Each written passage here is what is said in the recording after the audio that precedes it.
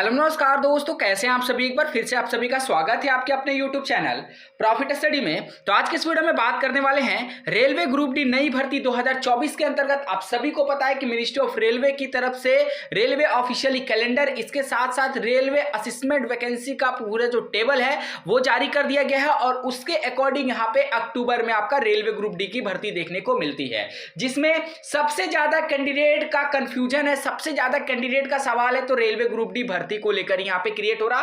क्योंकि आप लोगों को पता है कि सबसे ज्यादा जो पूरा रेलवे में ग्रुप डी भर्ती को लेकर ही हलचल मची रहती है।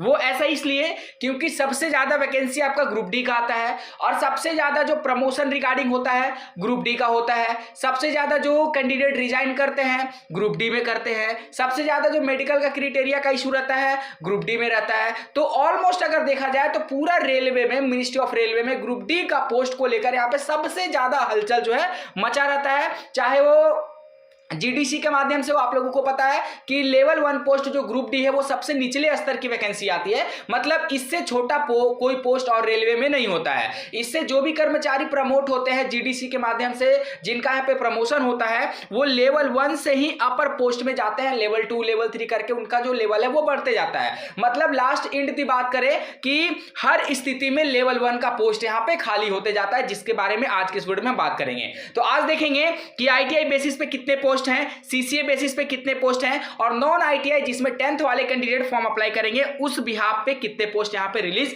किए जा रहे हैं। पूरा डिटेल आज के इस वीडियो में बात करेंगे अकॉर्डिंग टू प्रीवियस डेटा के अनुसार। तो चलिए वीडियो की शुरुआत करते हैं। इससे पहले जितने कैंडिडेट चैनल पे फर्स्ट टाइम है सब्सक्राइब नहीं किए, फटाफट करके सब्सक्राइब कर दीजिएगा ताकि रेलवे भर्ती का A to Z इंफॉर्मेशन आप लोगों को मिलती रहे। अगर आप रेलवे की किसी भी भर्ती का प्रिपरेशन कर रहे हो तो आज की इस वीडियो में आप लोगों के लिए बेस्ट बुक लेके आए जो किरण पब्लिकेशन की तरफ से रिलीज किया गया है। और अगर आपने भी एलपी और टेक्नीशियन, आरपीएफ, एसआई कांस्टेबल या फिर ग्रुप डी भर्ती की तैयारी के बारे में सोचा, अगर आपने अभी तक अपना प्रिपरेशन को शुरू नहीं किया तो इंतजार किस बात का। अगर आप बिगनर स्टूडेंट है तो अभी किरण पब्लिकेशन के साथ बुक के साथ जुड़ जाइए और अपना प्रिपरेशन आज से ही शुरू कर दीजिए। इसके लिए आपको मेनली 3 बुक खरीदने होंगे। कौन कौन से? मैथमेटिक्स, जिसमें 10,000 से ज्यादा previous year objective TCS base पे क्वेश्चन देखने को मिलेगा। दूसरा नंबर में बात करेंगे तो रीजनिंग, जिसमें 8700 से ज्यादा आपको सॉल्व प्रैक्टिस पेपर और प्रीवियस ईयर क्वेश्चन देखने को मिलेगा। इसके बाद बात करें तो सबसे महत्वपूर्ण खान सर के द्वारा रचित 27,000 से ज्यादा सार संग्रह सामान्य अध्ययन का प्रीवियस ईयर पेपर और क्वेश्चन देखने को मिलेगा।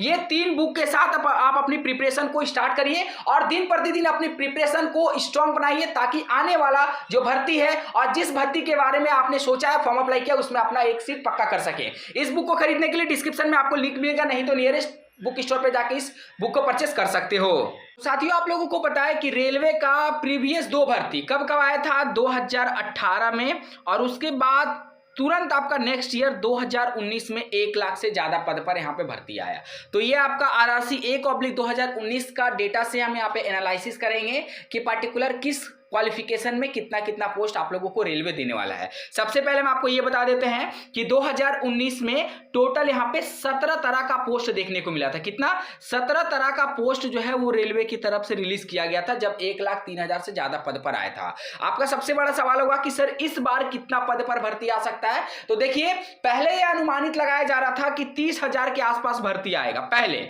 परंतु जब रेलवे का असिस्मेंट वैकेंसी का शेड्यूल यहाँ पे जारी किया गया, पूरा टेबल जारी किया गया जिसमें क्लियर कट बताया गया है कि लेवल 1 जो ग्रुप डी का भर्ती है उसको आपका 30/9/2025 तक का डेटा को यहां पे लिया जाएगा। मतलब 30 सितंबर 2025 तक रेलवे ग्रुप डी में जितने भी पोस्ट खाली होंगे उन सभी को लेकर 2024 में वैकेंसी रिलीज किया जाएगा। तो जाहिर सी बात है कि जब रेलवे अगला साल सितंबर 2025 तक का डेटा लेगा तो पोस्ट, नंबर ऑफ पोस्ट बढ़ेगा ही बढ़ेगा। पहले जो ये डेटा था 25 से 30,000 तक, अब हमारे अनुसार एक्सपेक्टेड आपका 40,000 तक भर्ती आपको रेलवे ग्रुप डी में देखने को मिल सकता है। ठीक है, जिसमें अगर बात करेंगे तो अगर आप 10th पास कैंडिडेट, ध्यान से समझिएगा, सभी क्वालिफिकेशन के ऊपर बात करेंगे।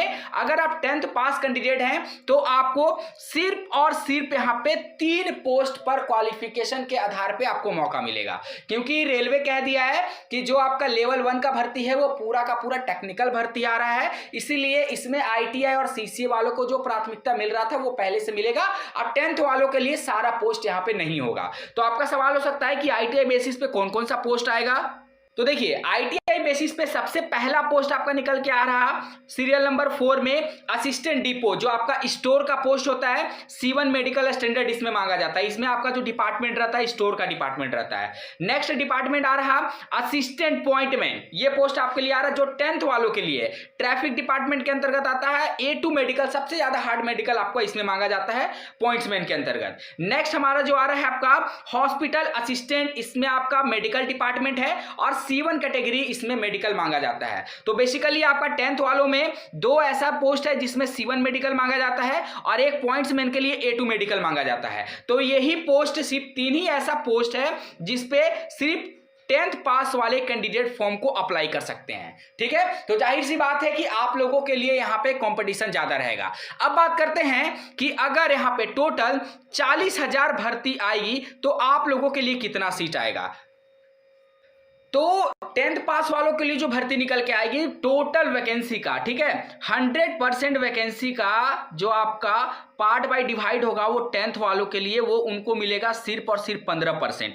टोटल वैकेंसी का 15% सीट मिलेगा 10th वालों को। इसका मतलब ये देखिए, ये जो 15% आ रहा है ये डेटा आ रहा प्रीवियस भर्ती से। प्रीवियस भर्ती में हम लोगों ने देखा कि 2019 में जो भर्ती आया था उसमें भी 15 से 17% के बीच आपका 10th वालों के लिए यहाँ पे पोस्ट रिलीज किया गया था। हालांकि फिर बाद में मिनिस्ट्री ऑफ रेलवे ने अपना बयान बदल दिया, तब जाके यहाँ पे 10th वाले कैंडिडेट एलिजिबल हो गए थे। परंतु जब पहले नोटिस जारी किया गया था ना, उस समय जिस पोस्ट के लिए 10th वाले एलिजिबल थे उस पोस्ट के लिए यहाँ पे पर्टिकुलर बात किया जा रहा। तो 40,000 पोस्ट के अकॉर्डिंग 15% निकालेंगे तो आपका लगभग यहाँ पे 6,000 होगा। तो अगर 40,000 भर्ती आती है तो 6,000 जो पोस्ट है वो 10th वालों को दिया जाएगा। आई होप 10th वालों का जो भी डाउट होगा वो क्लियर हो गया होगा। अब हम बढ़ते हैं आईटीआई वालों के लिए। देखिए आईटीआई वालों के लिए बात करेंगे तो आप लोगों का पता है कि 10th वालों आपका 15% पोस्ट लेकर चले गए। आप टोटल यहां पे बचा कितना, टोटल यहां पे बचा आपका 85% पोस्ट। अब इस 85% पोस्ट में 20% पोस्ट आपका चला जाएगा सीसीए के खाते में। ठीक है, 20% इधर चला गया, 20% निकलने के बाद आपका कितना बचा, 65%। तो ये जो 65% सीटें हैं वो आईटीआई वालों को यहां पे डायरेक्टली दिया जाएगा। अगर आप कंपेयर करोगे एएलपी और टेक्नीशियन भर्ती के अनुसार तो आप लोगों के पास बहुत अच्छा अपॉर्चुनिटी है। ठीक है, कि 65%, 100 में से 65% सीटों पे आप लोग आईटीआई वाले छात्र सीधे सीधे यहां पे फाइट करेंगे आपस में।